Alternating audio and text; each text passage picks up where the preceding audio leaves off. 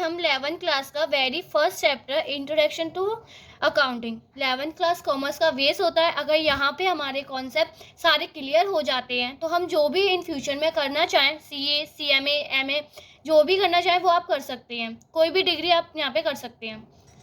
सो आइए आज हम यहाँ पे स्टार्ट करते हैं इसी मोटिव के साथ। सबसे पहले हम यहाँ पे देखते हैं कि अकाउंटिंग होता क्या है, अकाउंटिंग में होता क्या है। ठीक है, देखिए जैसे हम इंग्लिश में अल्फ़ाबेट से स्टार्ट करते हैं तो वैसे ही एक अकाउंटिंग एक लैंग्वेज है। तो ये अकाउंटिंग जो है ना वो फर्म के बारे में हमें बताती है। तो ये अकाउंटिंग जो होता है उसको बिजनेस के बारे में बताया जाता है, इसको बिजनेस के बारे में बताया जाता है। और इसमें हम देखते हैं कि हमारे बिजनेस में कितने ट्रांजैक्शन हो रहे हैं, कितने प्रॉफिट लॉस हो रहे हैं, कितना कितना हम ट्रांजैक्शन कर रहे हैं एक से दूसरे फर्म के बीच में। इसको हम अकाउंटिंग बोलते हैं। इस हमारी अकाउंटिंग में assets, liability, ledger, balance sheet, ये हम सब कुछ हम इसमें आगे देखेंगे। तो आइए हम देखते हैं कि अकाउंटिंग का बेस क्या होता है। ये जो हमारी कॉमर्स क्लास होती है, कॉमर्स 11th क्लास होती है, कॉमर्स क्लास का ये बेस होता है। 11th क्लास का अकाउंट्स बेस होता है। अगर आपका ये बेस क्लियर है तो आप कुछ भी कोई भी कोर्स कर सकते हैं।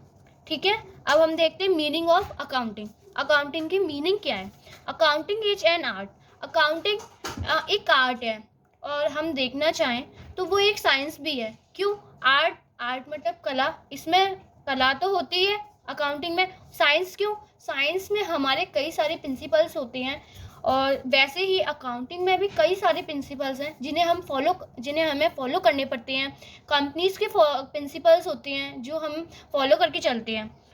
तो देखते हैं, accounting is an art of classifying and summarising. Classify मतलब उसको हमने कई तरीके से क्लासीफाई किया गया है, एंड समराइजिंग उसको हमने कई चीज़ों में समराइज कर गया है। जैसे कि आपकी ट्राई बैलेंस हो गई, बैलेंस शीट हो गई, कैश बुक हो गई, ये चीज़। And according to business transaction, और इससे हम क्या करते हैं, बिजनेस के ट्रांजेक्शन्स करते हैं।